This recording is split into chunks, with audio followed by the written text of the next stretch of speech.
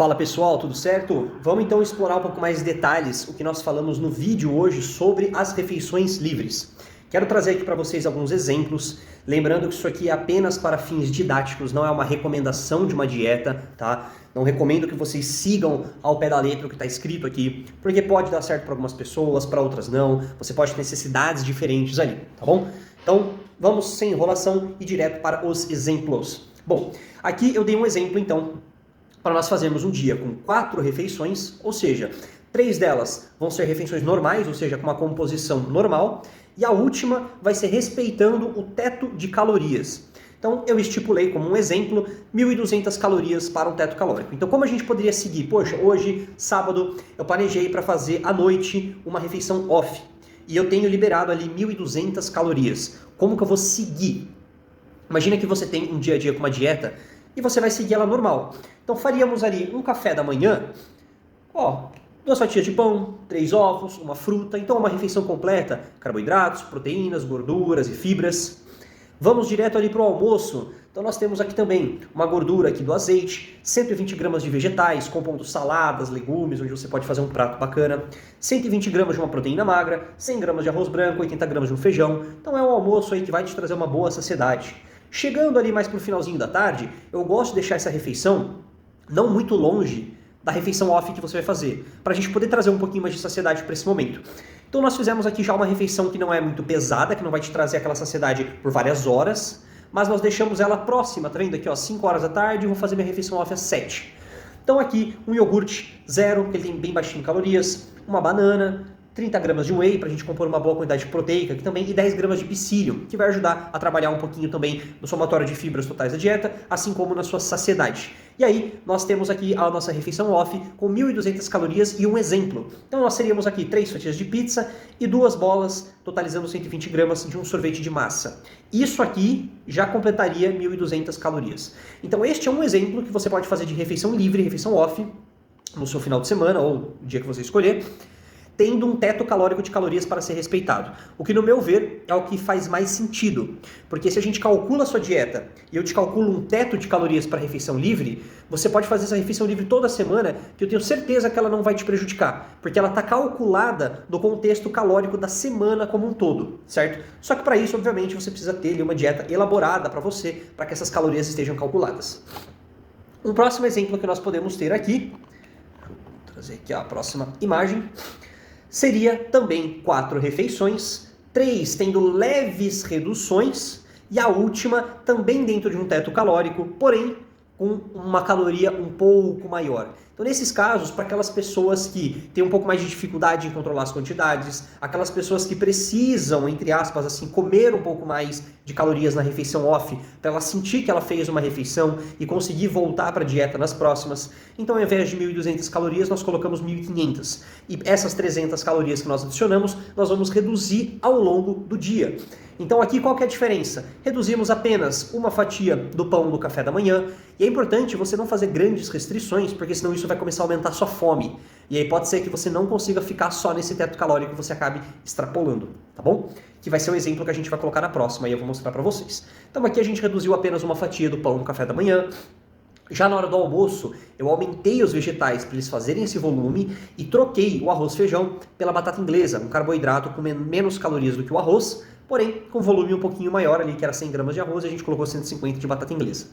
A refeição aqui da tarde é a mesma coisa, só que trocamos a banana, que é uma fruta um pouco mais calórica, e colocamos o mamão, que é uma fruta menos calórica, então a gente consegue até comer uma quantidade aqui um pouco maior, nesse caso foram só 100 gramas, certo?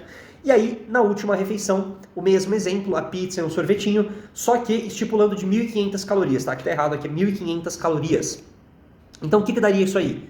Uma fatia de pizza a mais. Então, em vez de 3 fatias, seriam 4 fatias de pizza e as mesmas 120 gramas de um sorvetinho de massa. Então, uma fatia de pizza aqui já deram 300 calorias. Então, nesse caso, você pode perceber que o ajuste na refeição off, ela não foi muito grande, foi apenas uma fatia de pizza que a gente adicionou. Só que isso já adicionou mais 300 calorias, tá? E aqui eu estou levando em consideração uma pizza que não é com borda recheada, que não é de massa frita, uma pizza padrão, massa tradicional, borda tradicional, e aí os sabores, aí o que você quiser, beleza?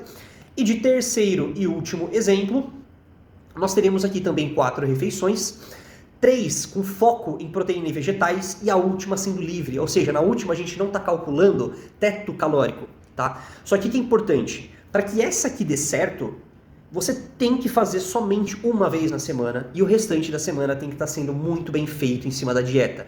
Então este modelo aqui é para poucas pessoas fazerem. Por quê? Veja bem, nós não temos mais o pão aqui no café da manhã, são 2 frutas e ovos. Nós não temos mais o carboidrato no almoço, é só proteína e vegetais.